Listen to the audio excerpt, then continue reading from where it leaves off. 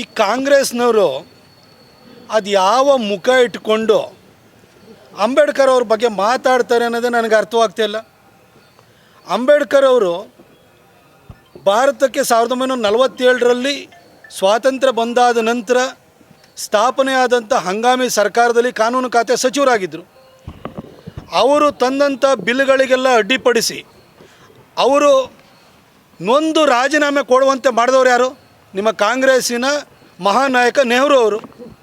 ಅದಾದ ನಂತರ 1951-52ರಲ್ಲಿ ಮೊದಲನೇ ಲೋಕಸಭಾ ಚುನಾವಣೆ ನಡೀತು. ಅಂಬೇಡ್ಕರ್ ಅವ್ರ ವಿರುದ್ಧ ಕ್ಯಾಂಡಿಡೇಟ್ ಹಾಕಿ ಅಂಬೇಡ್ಕರ್ ಅವ್ರನ್ನ ಸೋಲಿಸಿದವರು ಯಾರು?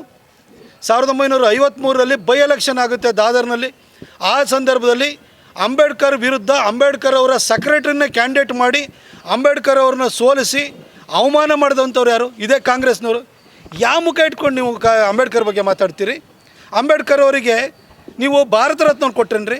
ನೆಹರು ತಮಗೆ ತಾವೇ ಕೊಟ್ಕೊಂಡ್ರು, ಇಂದಿರಾ ಗಾಂಧಿ ತಮಗೆ ತಾವೇ ಕೊಟ್ಕೊಂಡ್ರು, ರಾಜೀವ್ ಗಾಂಧಿ ಕೊಟ್ಕೊಂಡ್ರಿ.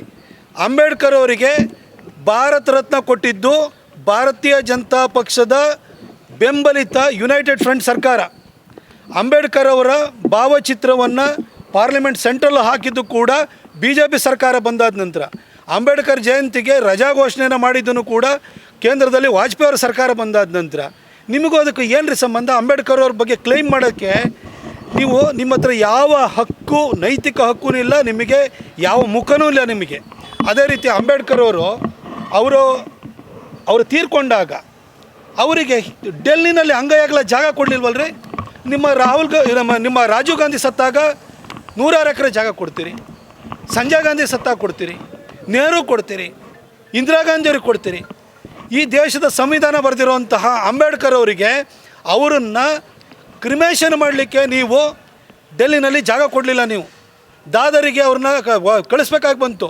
ಅಂಬೇಡ್ಕರ್ ಅವರು ಹುಟ್ಟಿದಂಥ ಮಾವೋ ಇರ್ಬೋದು, ಅವರು ಬೌದ್ಧ ಧರ್ಮವನ್ನು ಸ್ವೀಕರಿಸಿದಂಥ ನಾಗಪುರ ಇರ್ಬೋದು, ಅವರು ಡೆಲ್ಲಿನಲ್ಲಿ ಉಳ್ಕೊಂಡಿರೋಂಥ ಜಾಗ ಇರ್ಬೋದು, ಅವರು ಲಂಡನ್ನಲ್ಲಿ ಉಳ್ಕೊಂಡಿದ್ದಂತಹ ಕಿಂಗ್ ಹೆನ್ರಿ ರಸ್ತೆ ಇರ್ಬೋದು. ಇವೆಲ್ಲ ಕಡೆನೂ ಕೂಡ ಅಂಬೇಡ್ಕರ್ ಅವ್ರನ್ನ ಪಂಚಪೀಠ ಅಂತ ಮಾಡಿಬಿಟ್ಟು ಅಂಬೇಡ್ಕರ್ ಅವರು ಎಲ್ಲೆಲ್ಲಿ ಉಳ್ಕೊಂಡ್ರು, ಎಲ್ಲೆಲ್ಲಿ ಬದುಕಿದ್ರು ಆ ಜಾಗಗಳನ್ನು ಪುಣ್ಯಕ್ಷೇತ್ರಗಳಾಗಿ ಪರಿವರ್ತನೆ ಮಾಡಿರುವಂಥದ್ದು ನಮ್ಮ ಹೆಮ್ಮೆಯ ಪ್ರಧಾನಿ ನರೇಂದ್ರ ಮೋದಿಜಿಯವರು. ಅಂಬೇಡ್ಕರ್ ಅವರು ಲಂಡನ್ನಲ್ಲಿ ಉಳ್ಕೊಂಡಿದ್ದಂಥ ಜಾಗ ಆಕ್ಷನಿಗೆ ಬಂದಿತ್ತು, ಕಿಂಗ್ ಹೆನ್ರಿ ರಸ್ತೆಯಲ್ಲಿದ್ದಂಥ ಜಾಗ. ಅದನ್ನು ಕಾಂಗ್ರೆಸ್ನಲ್ಲಿ ವಿಲಾಸರಾವ್ ದೇಶ್ಮುಖ್ ಸರ್ಕಾರ ಅಥವಾ ಅಶೋಕ್ ಚೌಹಾಣ್ ಸರ್ಕಾರ 32 ಕೋಟಿ ಕೊಟ್ಟು ತೊಗೊಳ್ಳಿಕ್ಕೆ ರೆಡಿ ಆಗಲಿಲ್ಲ.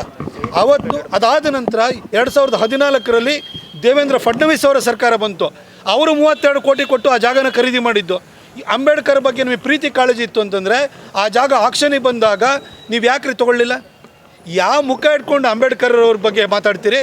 ಈ 1975ರಲ್ಲಿ ಅಂಬೇಡ್ಕರ್ ಅವರ ಸಂವಿಧಾನವನ್ನೇ ನೀವು ಸಸ್ಪೆನ್ಷನ್ ಮಾಡಿಬಿಟ್ಟು ಅಂಬೇಡ್ಕರ್ ಅವರು ಸಂವಿಧಾನ ಬರೆದಿದ್ರಲ್ಲ, ಅದರಲ್ಲಿದ್ದಂಥ ಪ್ರಿಯಾಂಬಲಿಗೆ ಸೋಷಿಯಲಿಸ್ಟು ಸೆಕ್ಯುಲರು ಅಂತೇಳಿ ಹೇಳ್ಬಿಟ್ಟು ನೀವು ವರ್ಣನ ಸೇರಿಸಿದಂಥವ್ರು, 42 ಮತ್ತು 44 ಅಮೆಂಡ್ಮೆಂಟ್ ತಂದಂಥವ್ರು, ಅವರ ಸಂವಿಧಾನವನ್ನೇ ನೀವು ಅಮಾನತಿನಲ್ಲಿಟ್ಟಂಥವ್ರು.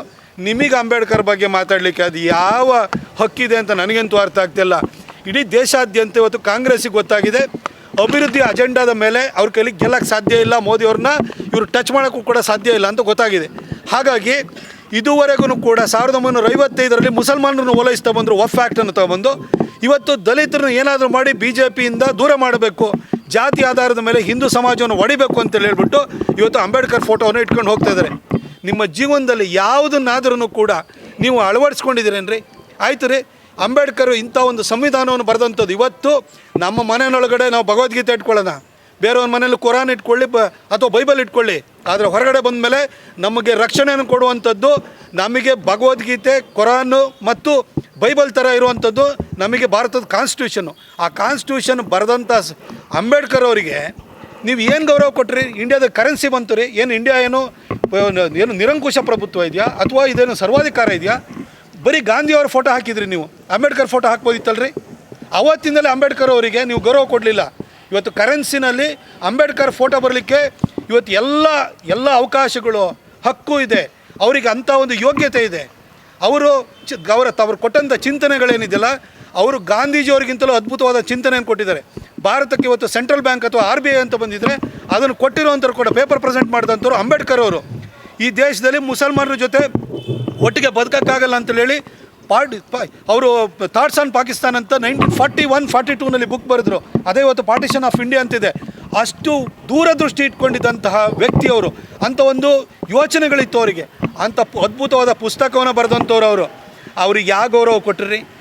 ನೀವು ದಯವಿಟ್ಟು ನೀವು ಬುರ್ಕ ಹಾಕೊಂಡು ಹೋಗಿ, ಬುರ್ಕ ಹಾಕೊಂಡು ನೀವು ಮುಖ ತೋರ್ಸೋಕ್ಕೆ ನಿಮ್ಮ ಕೈಲಿ ಅಂಬೇಡ್ಕರ್ ವಿಚಾರ ಬಂದರೆ ತೋರ್ಸೋಕ್ಕೆ ನಿಮ್ಮ ಮುಖ ಇಲ್ಲ ನಿಮಗೆ. ದಯವಿಟ್ಟು ಮಾತಾಡೋಕ್ಕೆ ಹೋಗಬೇಡಿ. ಅಂಬೇಡ್ಕರ್ ಅವರಿಗೆ ಅತಿ ಹೆಚ್ಚು ಗೌರವನ ಕೊಟ್ಟಿರೋದು ನಮ್ಮ ಹೆಮ್ಮೆಯ ಪ್ರಧಾನಿ ನರೇಂದ್ರ ಮೋದಿಜಿಯವರು. ಅಂಬೇಡ್ಕರ್ ಅವರು ಉಳಿದ ಅವ್ರು ಎಲ್ಲೆಲ್ಲಿ ವಾಸ ಇದ್ದರು, ನೆಲೆ ಇದ್ದರು, ಅಷ್ಟು ಜಾಗಗಳನ್ನು ಪಂಚಪೀಠವಾಗಿ ಪರಿವರ್ತನೆಯನ್ನು ಮಾಡಿರುವಂಥವರು ನಮ್ಮ ಹೆಮ್ಮೆಯ ಪ್ರಧಾನಿ ನರೇಂದ್ರ ಮೋದಿಜಿಯವರು. ಅವರು ಪ್ರತಿ ವರ್ಷವೂ ಕೂಡ ನವಂಬರ್ 26ನೇ ತಾರೀಕು ಕಾನ್ಸ್ಟಿಟ್ಯೂಷನ್ ಅಡಾಪ್ಷನ್ ಡೇನ ಪಾರ್ಲಿಮೆಂಟ್ ಒಳಗಡೆ ಕಾನ್ಸ್ಟಿಟ್ಯೂಷನ್ ಬಗ್ಗೆ 3 ದಿನ ಡಿಬೇಟ್ ಇಡುವಂಥದ್ದು ಪದ್ಧತಿಯನ್ನು ಪ್ರಾರಂಭ ಮಾಡಿದ್ದು ನಮ್ಮ ಪ್ರಧಾನಿ ನರೇಂದ್ರ ಮೋದಿಯವರು. ಯಾವತ್ತಾದ್ರೂ ಅಂಬೇಡ್ಕರ್ ಅವ್ರನ್ನ ನೀವು ಬರೀ ಟೆಕ್ಸ್ಟ್ ಬುಕ್ಕಲ್ಲಿ ಒಂದು ಪಾಠಕ್ಕೆ ಮಾತ್ರ ಸೀಮಿತ ಮಾಡಿದ್ರಿ. ಆದರೆ ಇವತ್ತು ಪಾರ್ಲಿಮೆಂಟಲ್ಲಿ ಪ್ರತಿ ವರ್ಷವೂ ಕೂಡ 3 ದಿನಗಳ ಕಾಲ ಪಾರ್ಲಿಮೆಂಟಲ್ಲಿ ಅಂಬೇಡ್ಕರ್ ಅವರ ವಿಚಾರಗಳ ಬಗ್ಗೆ, ಯಾವ ರೀತಿ ಕಾನ್ಸ್ಟಿಟ್ಯೂಷನ್ ಬರೆದ್ರು, ಎಷ್ಟು ಕಷ್ಟವನ್ನು ಪಟ್ಟರು ಅನ್ನೋದ್ರ ಬಗ್ಗೆ ಅಲ್ಲಿ ಡಿಬೇಟ್ ನಡೆಯುತ್ತೆ. ಇದಕ್ಕೆ ಕಾರಣರಾಗಿರುವಂಥವ್ರು ನಮ್ಮ ಮೋದಿಜಿಯವರು. ಅಷ್ಟು ಗೌರವನ ಕೊಟ್ಟಿರುವಂಥ ವ್ಯಕ್ತಿನ ನೀವು ಅಧಿಕಾರದಿಂದ ಕೆಳಗಿಳಿಸ್ಬೇಕು ಅಂತ ಹೇಳಿ ಅಂಬೇಡ್ಕರ್ ಅವರ ವಿಚಾರವನ್ನು ನೀವು ಅಂಬೇಡ್ಕರ್ ಅವರ ಫೋಟೋ ಇಟ್ಕೊಂಡು ಅದನ್ನು ದಾಳವಾಗಿ ಬಳಸ್ಕೊಳ್ತಿದ್ರಿ ಅಷ್ಟೇ.